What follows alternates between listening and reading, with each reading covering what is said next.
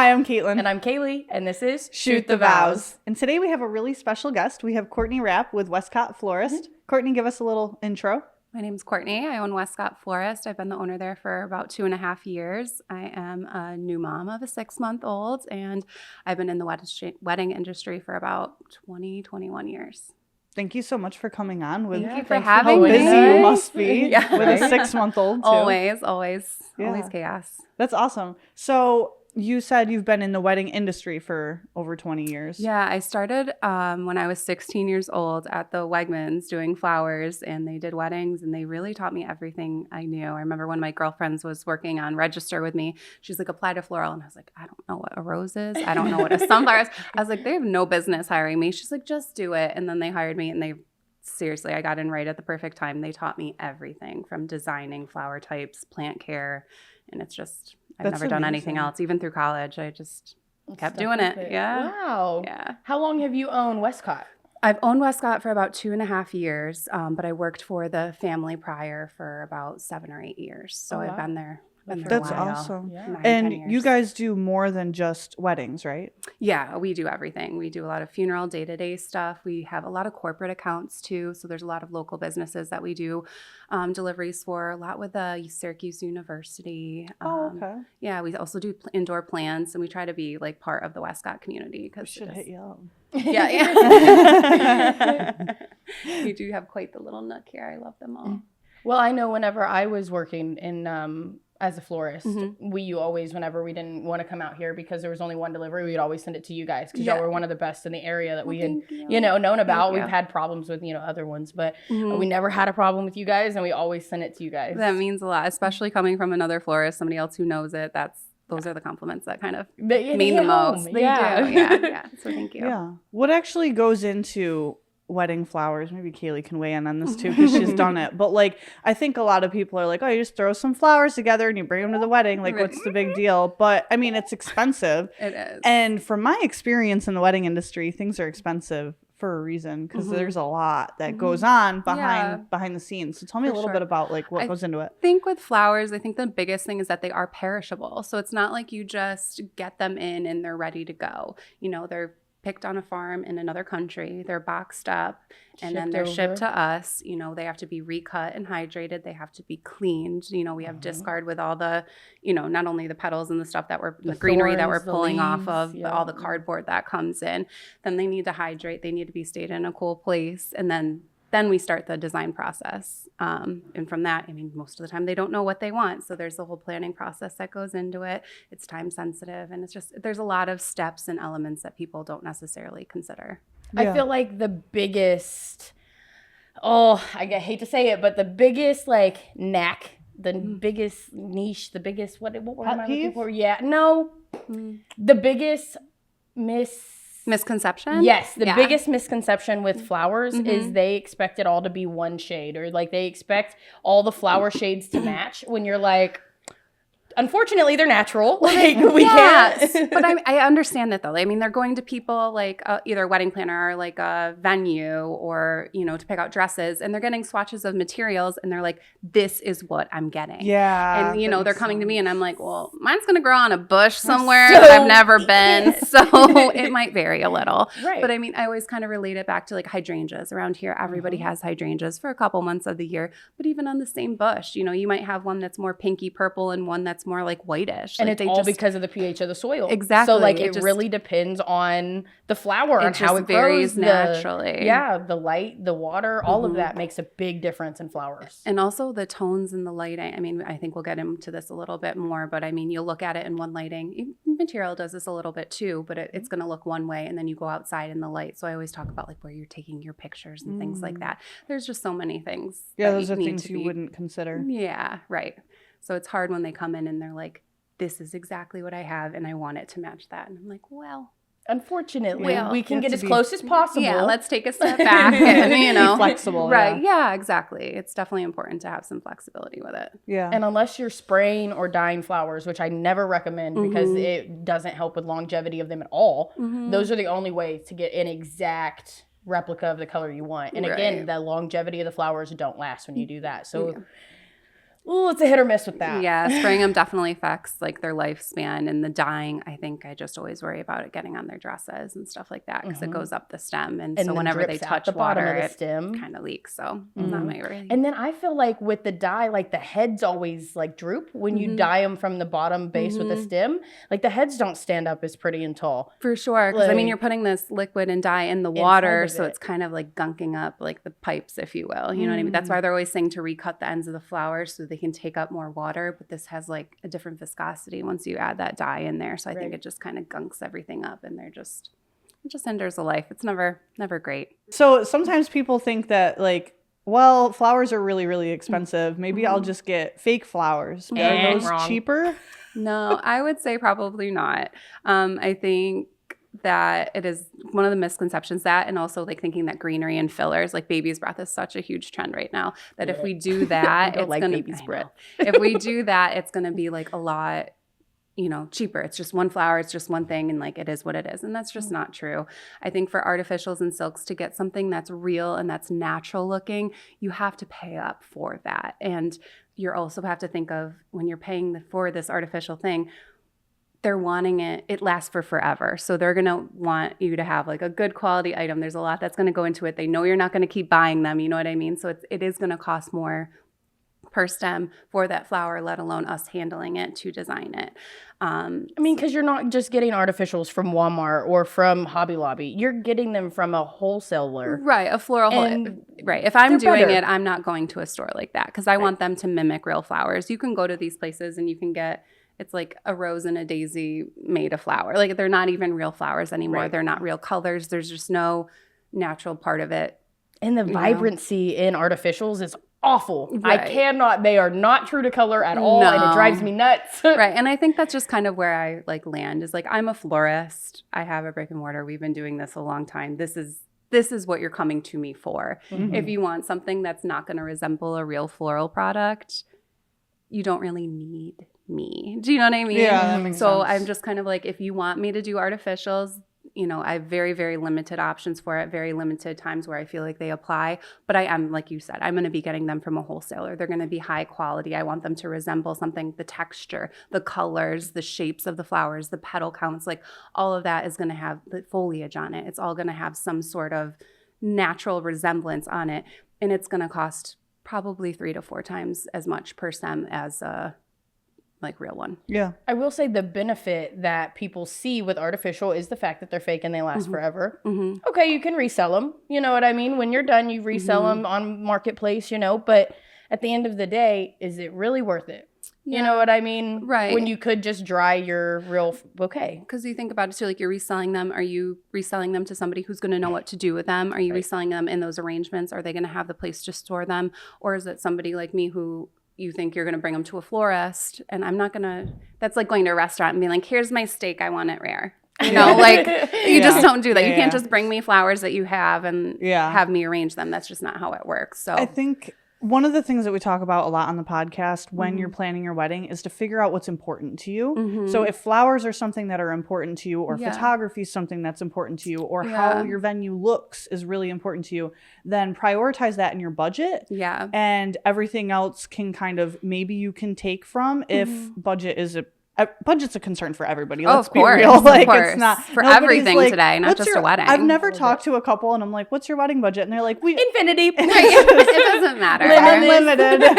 Yeah. So everybody's on a budget, whether that's a smaller budget or a bigger budget. Yeah. It is a budget. Yeah. And so definitely figuring out what's important and where you want to prioritize that budget. And for somebody like Kaylee, flowers are not going to be something that she takes from. You know what I mean? No, Yeah. not at all. Right. Not being a florist back in the day. Like I'm not, as a photographer and videographer, seeing what artificials do to the overall, because like I said, the vibrancy is just so fake. Yeah. Like you are not going to get a neon pink flower or a neon pink or orange or like, yes, you can, but first of all, you don't want that for your wedding anyway. Like, Well, okay, you, let's you be probably honest. shouldn't, right? I'm all for color. Like I'm a big color girly. I love all colors, Yeah, right.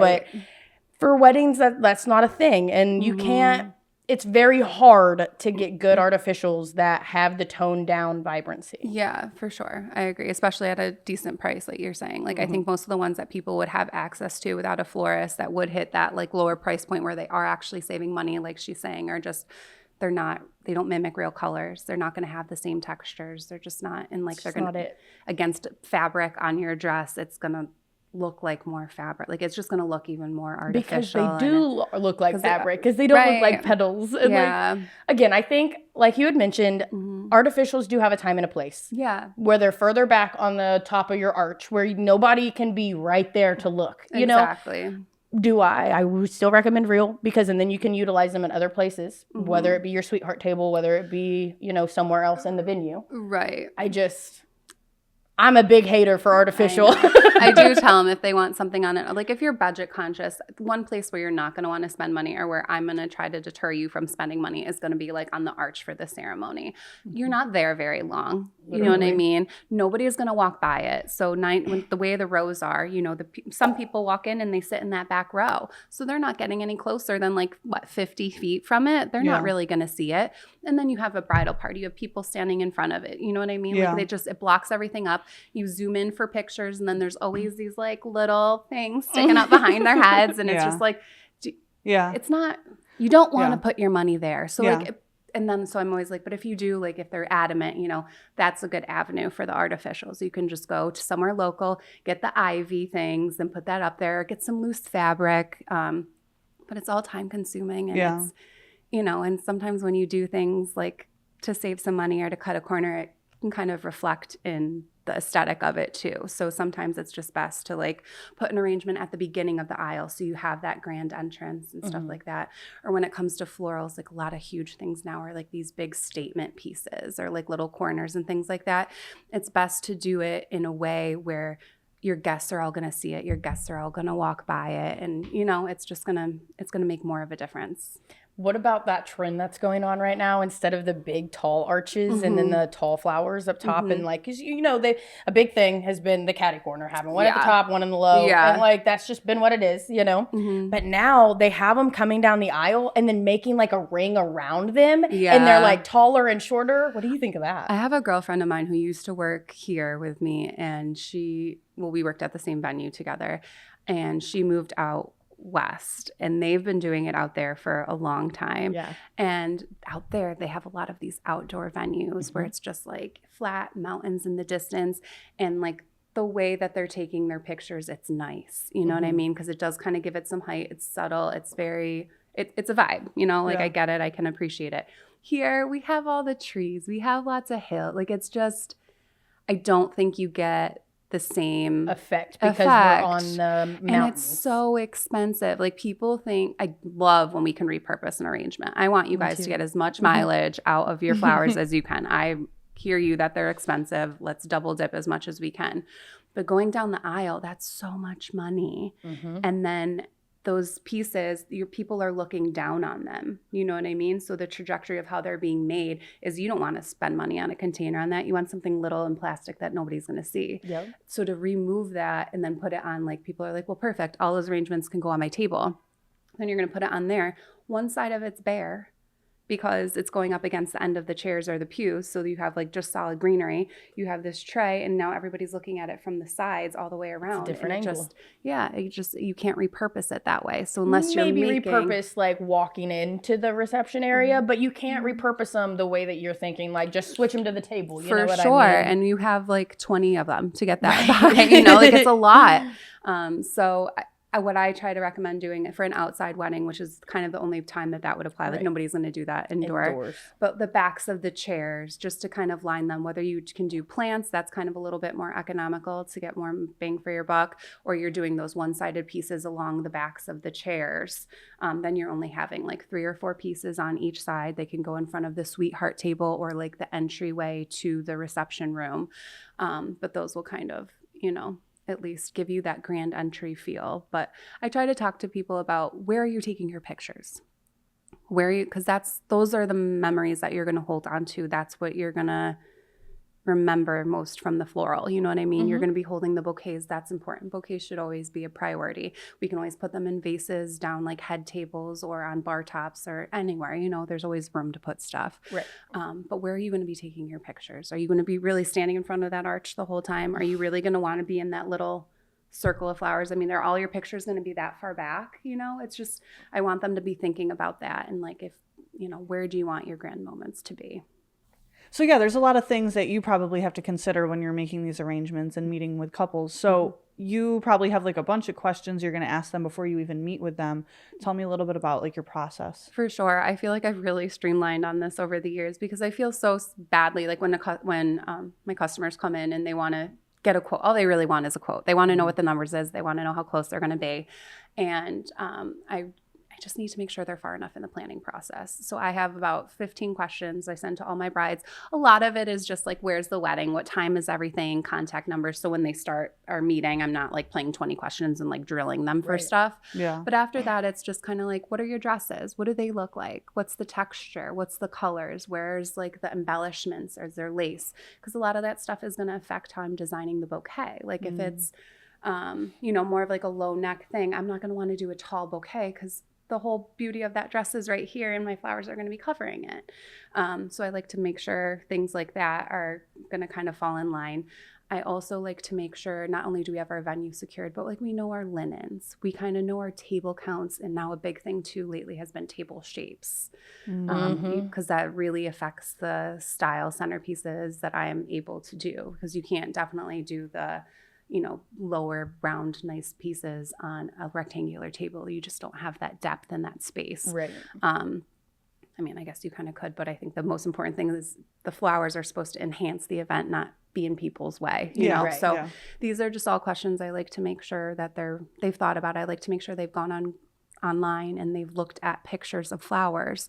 I like to see what they've looked at too, because sometimes I can tell that they're like, a lot of people will just send me them and they're all like white backgrounds, and then they're like getting married at like the lodge and it's all like wood. Yeah. And I'm like, well, it's gonna look different. I just want to know. I want to know if you notice that you're pulling all these pictures that have bright white backgrounds. Yeah. And that maybe that's why you like this. But like, think about where yours are going to be. And also like going to that a little deeper, Pinterest, AI. Yeah. Like how has that affected Pinterest? what you I remember do? when that first kind of came about and I was like, oh man, you know, they'd be like, I have a Pinterest board. And I'm like, okay. Oh no. Oh, great. And then I'm like, well, this is helpful. This is helpful that you're looking at stuff and familiarizing yourself before you come in. Yeah. Because it is, so many people don't have knowledge on flowers. They're just like, For that's sure. pretty, that's not. And they don't. And don't know why. Right. Exactly. Right. And they don't, and that's okay. And that's normal. I mean, I don't expect you to know why you like it and why you don't. That's my job. That's why I want you to send me like 15 to 20 pictures of what you're looking at so I can kind of try to figure out what it is you're liking, find the common trends, find the common thread. Yeah. So that was tough at first, but there were pros to it. Now with the AI, I'm just kind of like, I just That's can't. not real. None of that is real. None of it. Not one thing from that is real. Yeah.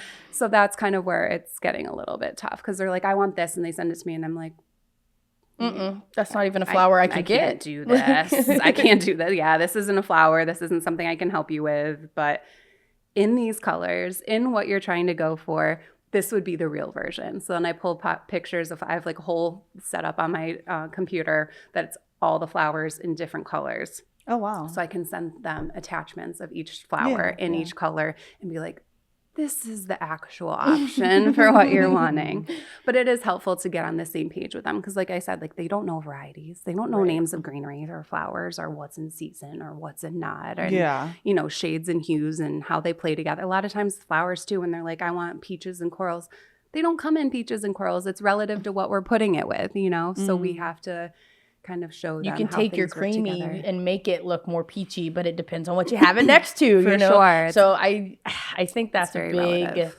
almost misconception, again, in the floral industry, looking at all of these ideas. Like, that's where it's almost better to, like, go to a photographer and see, like, some different galleries that they've taken pictures of, because you can see different flowers, whether it be an arrangement, whether it be the bouquet. Well, sometimes I tell my brides too, this was a little bit before AI, but they would be coming to me with all these different things. And they're like, well, I like that shade of the blue hydrangea. And I'm like, girl, you got to talk to your photographer, not me. Like, I can't grow shades of stuff. You know, that's going to be part of the editing process. Like, you guys can edit it and tweak it how you want it. But that can also go the other way, where be careful that you're finding a photographer that's editing things properly, truer to color, right? And if they are changing colors, that it's in a flattering way and an agreeable way, not like, why is my blue bouquet now purple? Right, exactly. So that's something we definitely try to avoid, is like, if you spent all this time picking out all your flowers, your bridesmaids dresses, all these colors for your wedding and designing it, and then we go and we just take one little hue and we slide it this way, it's like totally different. So we definitely avoid that, but not all photographers do. So definitely be sure you can look at their work and it might look pretty, but you weren't at that wedding, so you don't know what the actual colors were. We're asking them too, like, how much are you changing the colors? And I wouldn't say like, can I see a before and after, but you know, definitely just asking like, how much are you changing the saturation and the hue of things. For sure, yeah. And I think it depends too, versus the ceremony time versus the evening, you know, once you're in the reception room. The lighting change. Everything. And the venue, that room itself, you know, like, you know, a room with the white walls is going to give a different... Way better look than the way barns. Better, like, exactly. Oh my God. I hate barns. I hate barns so much. Oh my God. I am just, it's not for me. It's not Listen, for so me. blame my floral background, because everything makes sense. If I have to go to one more barn... I can't. Yeah. I cannot. Yeah. We have a friend in New York City, and he's like, I can't wait to work barn weddings. And we're like, give us more go ballrooms. Go away. He can intern with me anytime. Anytime. We once had one wedding that we were doing that was on like a legit operating farm. A lot of these farms that we go to, it's just like... It's a barn that's not a farm. No, or it's like a barn that was totally put up for the for sake weddings. of weddings. Yeah. No, this was like an actual barn. I attended one that was like that, and there you could smell and hear the cows Oh, underneath you. my The sheep came up on top of the hill. And they were eating the arch that I was. My staff had their phone outs and they were like taking pictures, and I'm like, guys, this isn't like the zoo.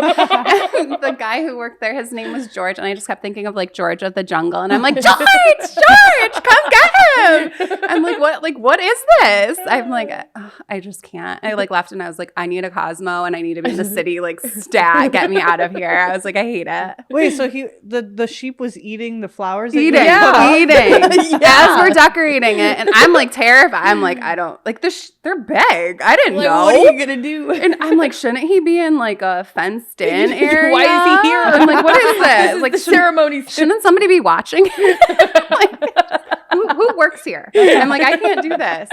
They had like bales of hay for people. I was like, And this was like, that's rustic. I loved this bride. I'm like, she was probably the prettiest bride I've ever had to date. And she's like, well, if it's raining, I'm getting married in the milking barn. And I'm like, honey. Oh, no, you're not. Honey. Don't do You're that. not getting married in any milking barn. Don't do that. Oh my God. People love it. It was a really nice venue though, because they had every like places on site for people to stay at, all these huge fire pits, like outdoor games. And there was probably about 4 or 5 different buildings that were just like fully, you know, put together for them to have different parts of the day. So it was nice, but I was just like, this is a lot. Farm. Like farm. That's funny. Yeah. The milking barn. The milking. I was like, no way. Not happening. Like, we'll get married on the roof before we get married inside the barn. Like, we can postpone. If it's raining, we'll postpone. Right. Yeah. Everybody come back tomorrow. Next year. It's fine. So kind of like we kind of touched on bouquets a little bit. Yeah. I know it's different depending on what flowers are in it, because if they want more wildflower look compared to the hydrangea roses and calla lilies, there's a big price jump there, you know? Yeah. So how do you have like a base starting point for your bouquets for your brides? For sure. I think no matter what style, what types of flowers are going into it, there's still like a certain amount of work that needs to go into having it, a certain amount of materials that go into getting it together, and a certain number of stems. I don't do small bouquets. I don't like the way they look. I don't think especially when they're wanting that wildflower count, it's wildflower look, it's very hard to get that at a low stem count. When they're asking for wildflowers, there are very few true wildflowers that are used commercially. And that's for the reason that they're so delicate that they just don't ship properly. The stems break really easy putting them together. That makes sense. Or they come in and like they're just still tight bud. Like a poppy would be a great example of this. It comes in with a closed stem, and then you're supposed to have it bloom on hand. Even ranunculus. Most of them don't bloom. So then you have to pay for how many extra cents. You know what I mean? It's just all these different little things. Or when you can actually get them, like sweet peas, the stems on them are so short that they're not going to be in water. That's not going to hold up. It's just too delicate. So the wildflower look is really just the mixed varieties that you're putting together, the textures, the shapes, the depth of the blooms, the different like heights and shapes. So I just can't achieve that same look in a smaller bouquet. That makes sense. Yeah. So I do think that that's definitely. I also am very bad at putting together small bouquets. I'm going to be real honest. I've been putting together bouquets for 4 years, and all of them have been massive. Every single one I do were big. The smallest ones I've done were Monday. I did 2 little small ones, and they weren't small. They were like medium, large sizes because you just, like you said, you can't achieve the same look that you're going for. You with need small certain ones. repetition, and if you're only using like 4 different varieties of flowers, you need to have at least 3 of them. I mean, having 2 of them sometimes, like especially if it's like a linear flower, then it's kind of like antlers, or like if it's just like a rose or something like that, then it's just kind of like there they are. You need that third to kind of offset it. It's just all about balance is a lot of it, and you need to make sure it looks good from all angles. So doing it one-sided is also usually not. You can't. No, you can't. And always work with odd numbers. I don't care if you're going to a florist or if you're doing it yourself DIY. Always use odd flowers. You hear me? Odd numbers. That's the best way. 1, 3, 5, 7s. Like That's funny.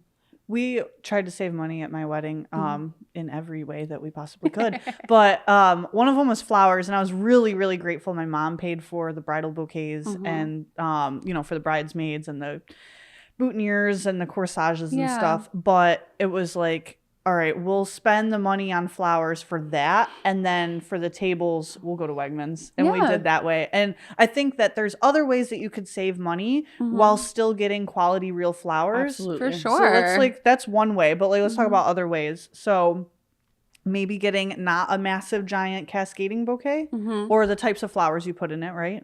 For sure. I think it's also like if you're getting super specific, that's also harder. Do you know what I mean? Like for me to have to only, if you're like, I want to know everything that's going into it and me to list it out, I will do that on my contracts, but I also like to let them know, like, if something comes in bad, like you need to give me the flexibility. You know what I mean? Change it out. Right. And like a lot of other like florists in the area, they're working off of color palettes now. So you just tell me the colors and the style, and then we'll fill it to order. I still like to give you a little bit more than that, but I think having a little bit of just like letting the professionals trusting their expertise pull it together, because sometimes like in that moment that week I have access to this that I don't normally have, and it would pull it together. Right. Like, just let me do it. You know what I mean? Like I meet with all my brides. We know you know what I mean? You need to trust the professionals a little bit. So I do think that helps with budget. I think being super strict and regimented and wanting to know everything does kind of hinder that a lot. And I think that it is important to know that like certain looks, like we're not always upcharging you. It's just like if you want those bouquets that have the depth where like there's the ranunculus, like you were saying, I don't want to use too many specific names because I know everybody doesn't know, but like the ranunculus, like peeking out, like you can't really use another flower for that. Like having a rose stick out like that, it's different. It's not going to be the same. If it's reflexed, you can probably kind of get away with it, but then again, that's still, it changes the whole vibe. It's just different. Because they have a different face. All flowers have a different face, shape, texture, all of it. Right. Like even the hybrid flowers. Like I know a rose lily, which I know that they don't really know. I love those. Those are my favorite. They literally have the petal shape of a lily, but they have as many as a rose. So you have this lily that's opening like a rose. It's gorgeous, absolutely stunning, and it's a big focal flower. But you can't use that like a ranunculus and stick it out the top of a bouquet. It's just too big. It's just any lily like that, in my opinion, should never be in a bouquet, ever, ever. Like I will refuse for multiple reasons. But I think like with the roses, like this they're just so tall. And then ranunculus is shorter. When you look at them from the top, like the bird's eye view, they are very similar, but the height of the flower, and when you're looking at it from the side, that's what you're seeing, like kind of how I was talking going down the aisle, the trajectory of how you look at things, it just changes it. And that is really important when you're talking about bouquets and the styles you're achieving. Back when I first started, everything was that tight traditional lollipop. That might be where you get a little bit more bang for your buck nowadays, because it's a little bit quicker to throw together. It doesn't really matter so much as the type of the varieties, but nobody really wants that. They either want like a lot of lush greenery, they want some draping, they want some foliage, they want mixed textures, they want some height, or they even want to take it a step further and do those like oblong shaped, kind of more organic, asymmetrical kind of things. And those, it's just, you have a very narrow window of what works and how we're going to get that. So although flowers vary in price from like $1.50 a stem to $25 a stem, it's more so the style that you're choosing is going to kind of pick your budget, you know? That makes sense. Because they just can't all be interchangeable like that. So when you're meeting with your brides, I know the florist that I had worked for previously, when she would do a consult with her bride, she would have similar flowers to what the bride has previously picked out. Is that something you do so they can kind of see like their idea that they had originally brought to you and be like, well, this is why I think this color would work a little better than that? Or how do you kind of go about that? We really look at everything on the screen. I mean, again, in our shop, we do a lot of day-to-day stuff with funerals and just, again, corporate accounts. But so we have flowers on hand. So if they want to see, I'll go out there and kind of pull it. But really with all those pictures, all that Pinterest, all the everything now, we really have access to a lot of photos, and that's kind of the best way to go about it. I do have a lot of reference photos that I find very helpful for specific reasons for things like that. So I can show them like, this is kind of what I'm talking about. And I feel like you're wanting more of this. And so like, I do have those folders of pre-saved ones. It's very hard for me to always have like ranunculus or expensive stuff like that on hand. And it is better. Most flowers now are year round, but it is better quality at certain times of the year and not. And it's just too hard for me to keep all of that in hand and fresh all the time for them to see it. Because, if you've had it on hand for a week and then they're coming in and it's just, it's not at its healthiest, they're going to be like, I don't want that. And you're like, well, I got them the first day, they were great. When it's healthy and how I'm going to give it to you. So, it just doesn't always pan out for me like that. But I think that's one way that all this like AI and pictures and, easy access for everybody, that's the one way that it has really helped out, is that I can usually find another photo that I know is accurately representing the point that I'm trying to make versus what they are showing me, and be like, this is kind of what I'm talking about. And they'll be like, oh, like sunflowers is a good example of that, because the tops are so heavy that you even know like they move with the sun, you know? So once they're cut and they're in an arrangement, they just kind of droop and it's like this claw.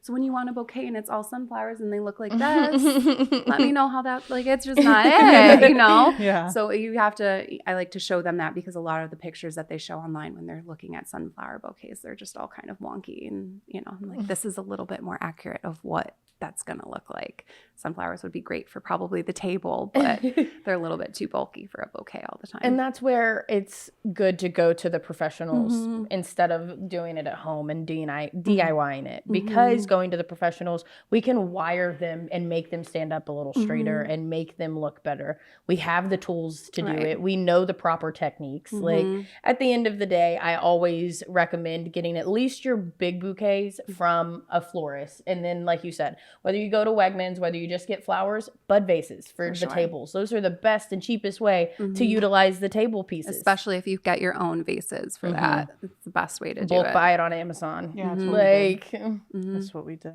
So moral of the story, trust the professionals. For sure. Come in, definitely look yourself, get an idea of what you're wanting, but then when they're giving you their advice and their 2 cents, kind of hear them. And I have realized after doing this for 20 years and talking to brides that my biggest job is to educate them, because you guys don't know, and I didn't know either. We don't want to shoot down ideas. Right, I love your your vision is your vision, and it just because I don't want lilies in my bouquet ever Doesn't mean you can't have that. I mean, it doesn't have to be for me. It's for you. But I'm going to tell you the whys behind it. The bruising, the huge size of the petals, and the depth fact that the of it. petals literally crease if They will they're crease. bumped too hard. They will crease, and then the way you have to do it is with a foam holder, and then they will fall out. Like, there's just so many reasons. And now I'm going to educate you as to why that is the way it is. We're not just going to tell you no and shut it down. Right. And then I'm going to tell you alternatives that are lily adjacent and how we could actually incorporate lilies in there. So like, we'll hear what you're wanting, and we're just going to pivot it to a way that's going to actually realistically do it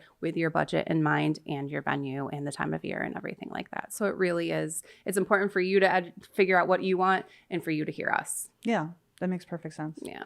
Well, thank you so much for coming on. Wait. Oh, one more Kaylee thing. has One more stuff. thing. Oh, no. One more. Just one more.